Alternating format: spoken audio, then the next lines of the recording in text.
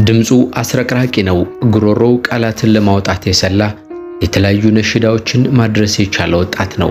በእስልምና ሃይማኖት ተከታዮች ዘንድ የተወደደ ለወጣቶቹ ደግሞ መልካም አርአያ የሆነ የቁርአን ሐፊዝና ሙነሺድ እንደሆነም ታውቋል። ሙሐመድ ሰኢድ ታዲያም አሁን በድንገት ሕይወቱ በማለፉ ብዙሃን እያዘኑም ይገኛሉ።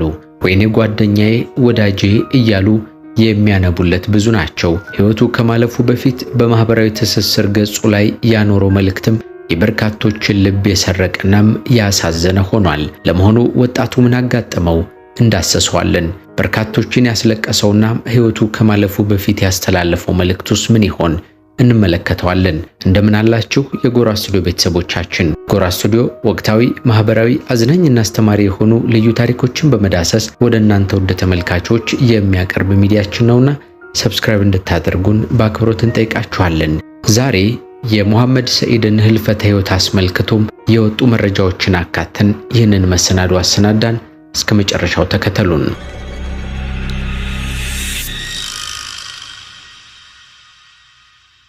ወጣቱ ሙነሺድ ሙሐመድ ሰኢድ የተወለደው በወሎ መዲና ደሴ ከተማ ነው። ያደገውም በዚያው ነው። አስተዳደጉ እንደማንኛውም የደሴ ልጅ ቢሆንም ወደ ሃይማኖቱ የቀረበ ልጅ እንደነበር ይነገራል። ልጅነቱን ባሳለፈበት መንደር ውስጥ ከሁሉ ጋር ተግባቢ፣ ሳቂታና ተጫዋች እንዲሁም በሁሉ ዘንድ ተወዳጅ መሆኑም ይታወቃል። ተግባቢነቱ ከእስልምና እምነት ተከታዮች ብቻ ሳይሆን ከክርስቲያን ጓደኞቹናም አብሮ አደጎቹም ጭምር ነው። ወጣቱ ሙሐመድ ሰኢድ በመግቢያችን ላይ እንደጠቀስነው የቁርአን ሐፊዝናም ሙነሺድ እንደሆነም ይታወቃል። በልዩ ልዩ ነሽዳዎቹ ደግሞ በመላው ህዝበ ሙስሊም ዘንድ እንዲታወቅም ሆነም በተለይም ፊዳካን፣ ስጦታይም፣ አፈር የጫኑና መሰል ነሽዳዎቹ እጅግ የሚታወቁ ናቸው።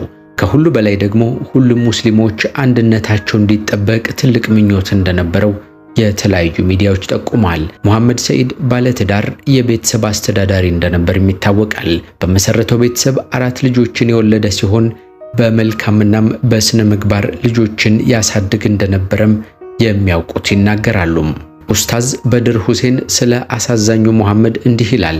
ተወዳጅ ወንድማችን ሙሐመድ ሰኢድ በዘንድሮ ረመዳን መጨረሻም ኡምራ መሄድን ከመጠን በላይ ፈለገም። ብዙ ወንድሞችን ስለዚህ ጉዳይ ማማከር ጀመረም። አረ እባክህ አንተ እኮ አቅም የለህም፣ ዋጋው ደግሞ ውድ ነው ሲሉ ነገሩት። አረ በፍጹም ብሎ መለሰ ሙሐመድ። ከረመዳን በኋላ ብትሄድ ይሻላል ብለው ሊያግባቡትም ሞከሩም። አይሆንም፣ የረመዳን መጨረሻዎቹን ቀናት ኡምራ ነኝ አለ ፈርጠም ብሎም።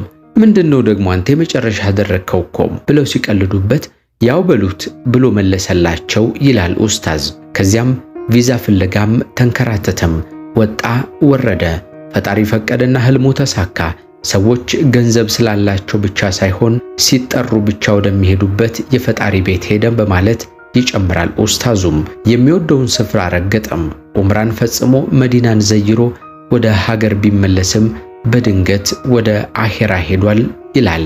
እውነትም የመጨረሻው ኡምራ ነበረች በማለት ኡስታዝ በድር በሐዘን መናገሩ ነው የተሰማው። ኡስታዝ በድር ሁሴን በአባድር መስጂድ ላይ ሽኝቱ ላይ የተናገረው ሐሳቡ ነው ይህ ያቀረብንላችሁ። በበርካታ ሙስሊም ኢትዮጵያን ዘንድ የተወደደው ይህ ወጣት ሕይወቱ በድንገት የተቀጠፈው ምን ቢያጋጥመው ነው? አስከትለን የምንመለከተው ነው። ከረመዳን 24 ጀምሮ እስከ ሸዋል 3 ድረስ ሐረም እያደረገም ስለመሰንበቱ የሃሩን ሚዲያ መረጃ ይጠቁማል። ወደ ሀገር ቤት እስኪመለስበት ድረስ በመዲና ዘይራ እያደረገ እንደቆየም መረጃው ይጨምራል።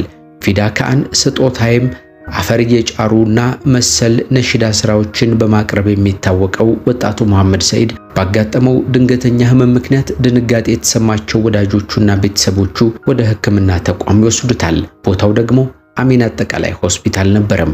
በወቅቱ ነገሩ ድንገት ስለነበር ለሞት የሚያደርሰው የከፋ ነገር ይፈጠራል ብለው አላሰቡም ነበር። ሁኔታው ግን እንደታሰበው ሳይሆን ቀረም። ሕክምናውን ሲከታተል ቆይቶም ትናንት ሐሙስ አመሻሽ ላይ ሕይወቱ እንዳለፈም የተለያዩ ምንጮች ይጠቁማሉ። ያኔ ቤተሰቦቹ የሚሆኑትን አጡ፣ ወዳጆቹና ጓደኞቹም እንዲሁም። የህልፈቱ ዜና በተለያዩ ሚዲያዎች መሰራጨት ከጀመረ በኋላ በነሽዳዎቹ የሚያውቁት ሁሉም ሐዘናቸውን ሲገልጹ አምሽተዋል።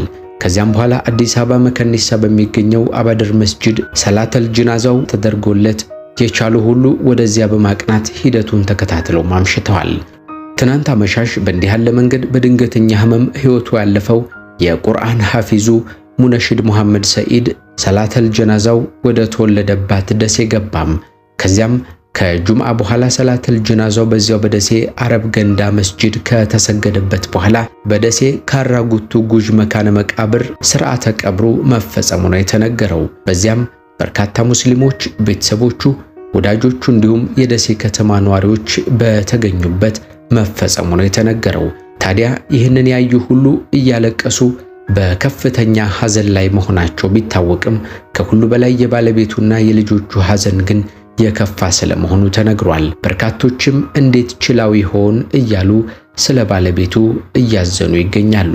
ሙሐመድ ሰኢድ ህይወቱ ከማለፉ ቀደም ብሎ በማህበራዊ ሚዲያ ትስስር ገጹ ላይ ያስቀመጠው መልእክት የበርካቶችን ልብ የነካ መሆኑ ተነግሯል። መልእክቱም ሞት ለሁሉም የማይቀር መሆኑን በመጠቆም የዱንያ ህይወት እንደ ታክሲ ነች፣ ሁሉም ተራውን ጠብቆ ይወርዳል በማለትም አስቀምጧል። ከዚህ በተጨማሪም ከሸክሞች ሁሉ እንደ ዕዳ የሚከብድ የለም፣ አላህ ይክፈልልን ሲልም ለተከታዮቹ ማድረሱን ተመልክተናል።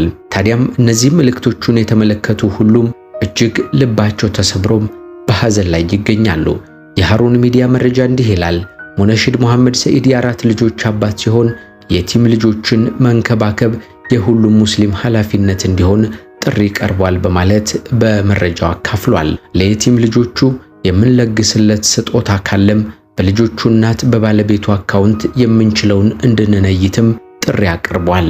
ታዲያም በባለቤቱ በልጆቹ እናት የተቀመጠው አካውንት ቁጥር ኮሜንት ላይ እናኖርላችኋለን። የምትችሉትን ድጋፍ እንድታደርጉም እኛም በሚዲያችን ስም እንጠይቃለን። ከደሴያችን አብራክ የተገኘውና በኢስላማዊ ነሽዳዎቹ የሚታወቀው ሙሐመድ ሰኢድ ገና በለጋ ዕድሜው ሕይወቱ በማለፉ እናዝናለን የሚሉት የደሴ ወጣቶች ናቸው። ፈጣሪ ነፍሱን እንዲምረው ለቤተሰቦቹና ወዳጆቹ በሙሉ መጽናናትን የሚመኙም ብዙሃን ኢትዮጵያውያን ናቸው። ሐዘናቸውን ከሚገልጹት መካከል ደግሞ ክርስቲያን ወንድሞቹም ይገኙበታል። እኛም ለቤተሰቦቹ፣ ለወዳጆቹ እንዲሁም ለመላው ሕዝበ ሙስሊም ሁሉ ፈጣሪ መጽናናት እንዲሰጥልን ተመኘን። ጎራ ስቱዲዮ ወቅታዊ፣ ማህበራዊ፣ አዝናኝና አስተማሪ የሆኑ ልዩ ታሪኮችን እየዳሰሰ ወደ እናንተ ውድ ተመልካቾች የሚያቀርብ ሚዲያችን ነውና ሰብስክራይብ እንድታደርጉን በአክብሮት ጠየቅን። ዛሬ በእስልምና እምነት ተከታዮች ዘንድ እጅግ የሚታወቀው ወጣቱ ሙሐመድ ሰኢድን ህልፈተ ህይወቱን በሚመለከት ያጋጠመውን ነገር አይተን ስለ ቤተሰቦቹና ዛሬ ስለተከናወነው ስርዓተ ቀብሩ በጠቅላላ መረጃውን አጠናቅረን በእንዲህ ያለ መንገድ ወደ እናንተ አደረስን። ስለተከታተላችሁ እናመሰግናለን። በሚቀጥለው እስክንገናኝ መልካም ጊዜ ለእናንተ ይሁን።